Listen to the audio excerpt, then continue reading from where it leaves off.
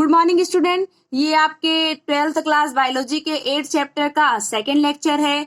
इसके पहले वाले लेक्चर में हम लोग ने रोगों के बारे में पढ़ा था, स्वास्थ्य के बारे में पढ़ा था, विषाणुओं द्वारा, जीवाणुओं द्वारा, कवक द्वारा, प्रोटोजोआ के द्वारा होने वाले रोग पढ़े थे। आज हम पढ़ेंगे प्लाज्मोडियम का जीवन चक्र।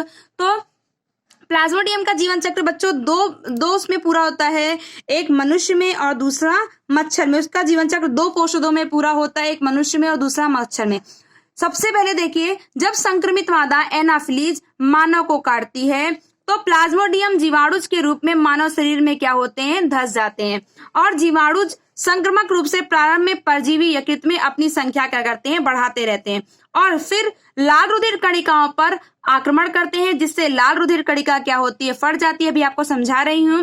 इसके फटने के साथ एक टॉक्सिक, एक विषैला पदार्थ निकलता है, जिसे इस पदार्थ को हम हीमोजोइन कहते हैं। यानी हीमोजोइन पदार्थ निकलता है जो तीव्र ज्वर के लिए क्या होता है, उत्तरदायी होता है। जब हीमोजोइन, जब आपकी आरबीसी फट जाती है, आरबीसी की जब कोशिका फट जाती है तो उसमें एक विषैला पदार्थ निकलता है जिसको हम हीमोजोइन कहते हैं।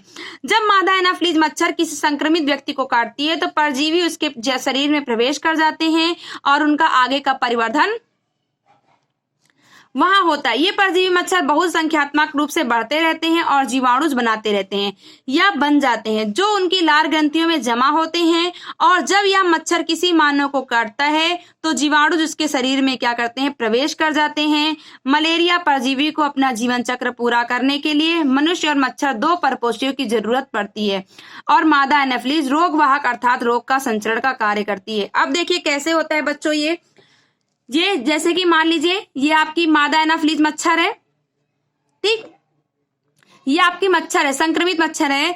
ये काटती है मनुष्य को जब, तो क्या होता है, इसके लार में क्या होता है, प्लाज्मोडियम वो पाया जाता है, प्लाज्मोडियम परजीवी पाया जाता है। तो ये मनुष्य के क्या होता है, अंदर लीवर कोशिका में आ जाता है, यकृत कोशिका में आ जाता है और यहाँ पर अपनी मात्रा को इतना बढ़ा लेता है कि यकृत कोशिका फट जाती है। यहाँ पर लीवर आपकी वो होती है, आपकी लीवर कोशिका फट जाती है और लीवर कोशिका के फट जाने से वो कोशिका क्या होती है, आपके जीवाणु क्या होते हैं, बाहर चले आते हैं और आपके जो प्लाज्मोडियम होते हैं बाहर चले आते हैं और ये आपके रेड ब्लड सेल्स में जाकर मिल जाते हैं।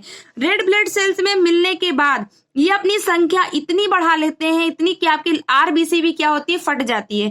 और आरबीसी जब फटती है तो उसमें से हीमोजोइन, मैंने बताया था, हीमोजोइन पदार्थ निकलता है जिसके कारण हमको क्या होता है, तीव्र ज्वर आता है। ठीक, अब ये क्या करते हैं, ये जो ब्लड निकल आपका ये हो गया, इसके बाद ये नर युग्मक और मादा युग्मक में क्या होते हैं, बदल जाते हैं। फिर इसको जब ये वापिस ये मच्छर संक्रमित, कोई दूसरा मच्छर संक्रमित व्यक्ति को काटता है तो उसके जो युग्मक होते हैं मच्छर के पेट में, मच्छर के आमाशय में आकर क्या करते हैं, बड़े होते हैं, परिवर्तन होते हैं और बाद में मच्छर की लार ग्रंथियों में क्या होते हैं, जाकर जमा होते रहते हैं और फिर वापस से किसी दूसरे व्यक्ति को क्या करते हैं, काट लेते हैं। इस प्रकार आपने देखा कि एक जीवन चक्र इसका मनुष्य में पूरा हुआ और एक जीवन चक्र इसका मच्छर में पूरा हुआ।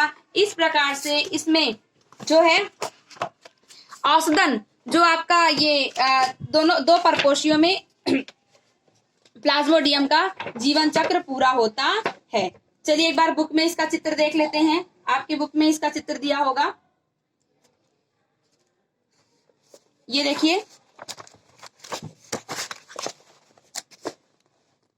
ये देखिए। सबसे पहले जब मच्छर दूसरे मानव को काटता है तब जीवाणुज काटने के साथ मानव के शरीर में चले जाते हैं। यानी जो इसके लार ग्रंथि में जो प्लाज्मोडियम है ये मनुष्य के क्या होते हैं, हाँ, इसमें चले जाते हैं। ठीक, अब ये हमारी परजीवी रक्त द्वारा यकृत में चले आते हैं। ये कहाँ पे आते हैं, हमारे यकृत में आते हैं।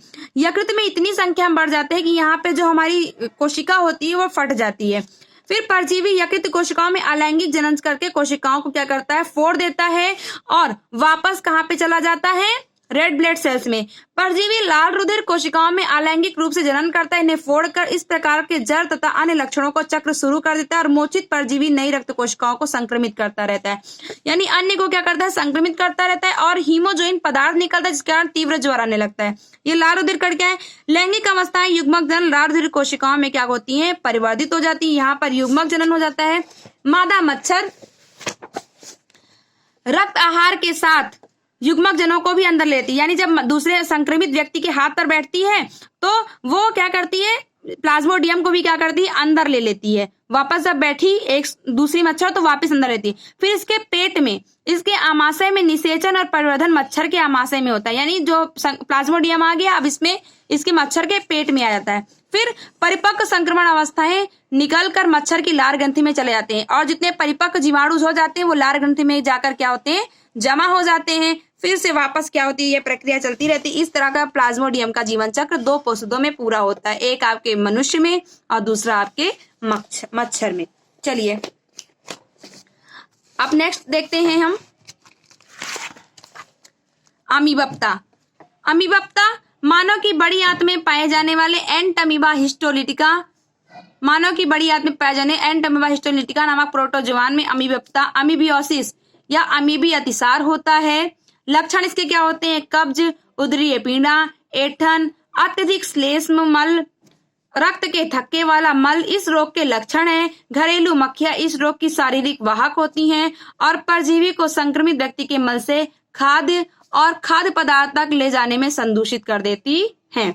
एस्केरियोसिस क्या होता है, आंत्र परजीवी एस्केरियोसिस से एस्केरिस्ता नामक रोग होता है। ये भी रोग अमीबप्ता, ये एस्केरियोसिस, आंत्र परजीवी एस्केरियोसिस से एस्केरिस्ता नामक रोग हो जाता है। लक्षण बच्चों इसमें क्या होता है, आंतरिक रक्तस्राव होता है, पेशीय पीड़ा होती है, ज्वर, पेट दर्द इस रोग के लक्षण हैं। दूषित भोजन, दूषित पानी आदि के सेवन से यह रोग होता है। नेक्स्ट है आपका फाइलेरिया, इसको फाइलेरियासिस, स्लीपद, हाथी पांव या एलिफेलियांसिस कहते हैं। आपने देखा होगा कभी कभी किसी का एक पैर बहुत मोटा हो जाता है, भारी हो जाता है, वो उठता नहीं है, तो ये वही रोग है। यह रोग वुचिरेरिया बैंक्रोफटाई कृमि के कारण होता है, जिनके कारण अंगों में प्राय अर्धपाद की लसिका वाहिकाओं में बढ़ने वाला दीर्घकालिक शोथ है। ये कृमि इन अंगों में कई वर्षों तक रहते हैं। जननिक अंग भी अक्सर इस रोग से प्रभावित हो जाते हैं। रोगवाहक मादा मच्छर क्यूलेक्स मच्छर जब किसी स्वस्थ व्यक्ति को काटती है तो रोगजनक उस व्यक्ति के शरीर में संचारित हो जाते हैं।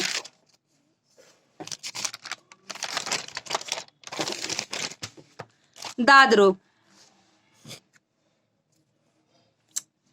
माइक्रोस्पोरम ट्राइकोफाइटॉन और एपिडर्मोफाइटॉन आदि वंश के अनेक कवक दाद के लिए उत्तरदायी हैं। यह संक्रामक रोग मनुष्यों में समान है। इसके लक्षण क्या क्या होते हैं, शरीर के विभिन्न भागों में जैसे त्वचा, नाखून और सिरोवल्क पर सूखी सल्की विच्छत्तियां इस रोग के प्रमुख कारण हैं।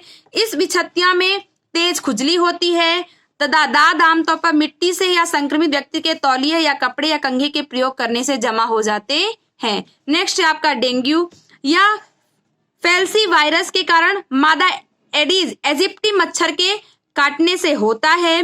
डेंगू मच्छर दिन के समय ही काटता है। मनुष्य इस वायरस का प्राथमिक पोषक है तथा द्वितीय पोषक मच्छर होता है। इसका लक्षण क्या होता है बच्चों, सिर दर्द, भूख न लगना आदि। नेक्स्ट है आपका चिकनगुनिया। चिकनगुनिया अल्फा विषाणु द्वारा होता है। लक्षण इसका क्या है, बुखार, सिर दर्द, शरीर पर लाल चकत्ते आदि। नेक्स्ट है आपका टिटनेस या कोलेस्ट्रीडियम टिटनेस जीवाणु द्वारा होता है। लोहे से चोट लगने पर यह हो जाता है। टीका के उपयोग से पोलियो, डिप्थीरिया, निमोनिया, टिटनेस अनेक संक्रामक रोगों को नियंत्रित कर लिया जाता है।